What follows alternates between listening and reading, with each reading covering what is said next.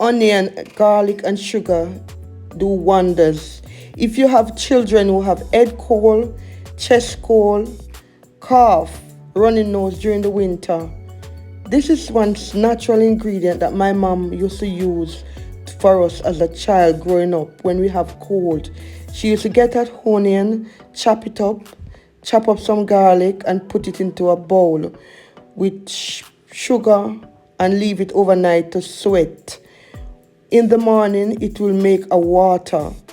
And the water that runs off it, it does not smell good, believe me, I tell you. But when you drink that water and you start to cough, everything start to come up. Try it and trust me and believe you will be surprised.